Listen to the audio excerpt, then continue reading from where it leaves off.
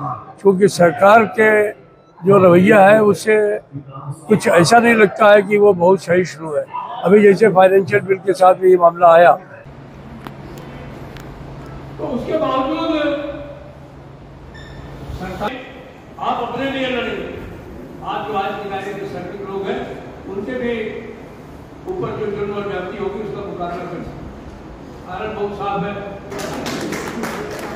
नमस्कार, मैं चंदन कुमार और आप देख रहे हैं अपना पसंदीदा चैनल अंगवानी। साथियों, जिस तरह से अभी तक रेल कर्मचारियों के लिए उनका ऑर्गेनाइजेशन संगठन यूनियन होता था, लेकिन जो रिटायर्ड कर जाते थे उनको सुनने वाला कोई नहीं होता था, तो अब जाकर मतलब आज उनकी पहली वर्षगांठ है। ऑल इंडिया रेलवे जो रिटायर्ड एम्प्लॉइज हैं उनके लिए जो है all India railway pensioners welfare जो एसोसिएशन है वो बना, उनके महासचिव शिव गोपाल मिश्रा जी हमारे साथ। और इस एनआरएमयू के दफ्तर में, दिल्ली के एनआरएमयू के दफ्तर में आज पहली वर्षगांठ पर एक बड़ा समारोह किया, जिसमें आपने विजुअल के माध्यम से देखा ही होगा कि काफी अच्छी खासी संख्या में जो पेंशनर्स थे उनको एक उम्मीद की किरण लगी कि जो अब तक उनके समस्याओं की सुनवाई नहीं होती थी, अब जो है एक बैनर के तले उनकी सुनवाई हो सके। तो हम इनसे शिव गोपाल सर हैं, शिव गोपाल सर से ही हम जानेंगे कि आखिर इस संगठन को बनाने का लक्ष्य क्या था और उसमें जो समस्याएं थी पेंशनर्स की वो कितनी सुनी जा रही है। सर, बहुत स्वागत है आपका और आपको तमाम संगठन के तरफ से भी आपको जो है शुभकामनाएं। आज आपका पहला वर्षगांठ है इस संगठन का, जो कि एक पेंशनर्स के बीच जो एक उम्मीद के किरण के रूप में जगी है। तो कैसे देखते हैं एक साल का काम?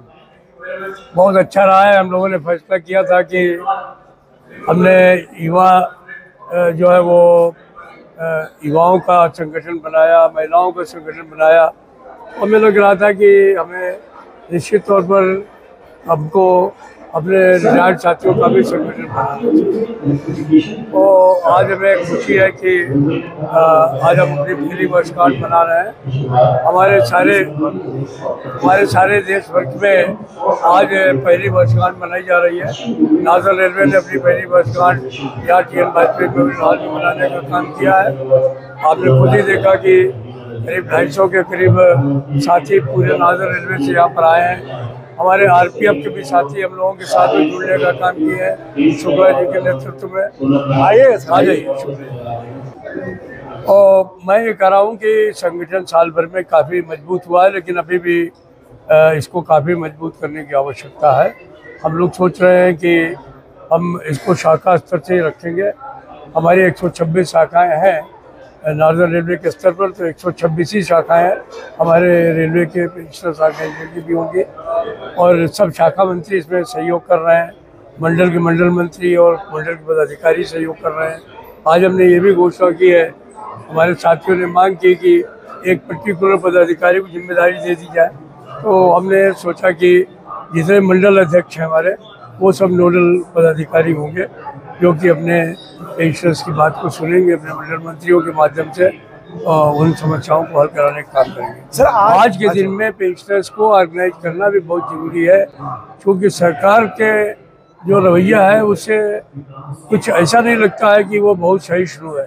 अभी जैसे फाइनेंशियल बिल के साथ भी ये मामला आया, तो इनको सबको संगठित करना ये भी जरूरी है कि कल को अगर पेंशन पर सरकार कोई हमला करे तो देश भर के पेंशनर्स के साथ में हमारे रेलवे के पेंशनर्स भी खड़े हो जाए। तो हमारी एक सोच ये भी है कि इनको संगठित करने का एक ये भी है।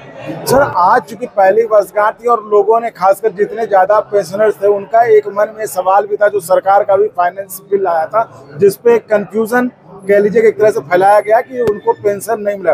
उस पर आपने जो है सभा में उसको समझाने की भी कोशिश की, तो वो आप थोड़ा एक बार फिर से अगर बता दें तो उस पर जो पेंशन बिल आया है उस पर तो ये बात करीब करीब बिल्कुल साफ हो गई है कि उसमें किस तरीके से उसका क्लैरिफिकेशन हमारे वित्त मंत्री ने राज्यसभा में दिया, किस तरीके से हमारे जो है सचिव जो है वो पेंशन सचिव ने इस बारे में क्लैरिफिकेशन दिया हमारे साथ में मीटिंग के अंतर्गत जो उन्होंने जूम मीटिंग की। तो उसमें ये बात साफ हो गई है कि 8वें वेतन आयोग में कोई भी असमानता नहीं होने वाली है। अच्छा। उन्होंने कहा भी कि जो भी कुछ किया गया है वो 6ठे वेतन आयोग द्वारा जो असमानता हुई थी उसको दूर करने के लिए किया गया है। तो आने वाले समय में मुझे नहीं लगता उसमें कुछ होगा। और दूसरी बात ये एक खाली हमारे पेंशन का सवाल नहीं है, एक राजनीतिक सवाल भी है।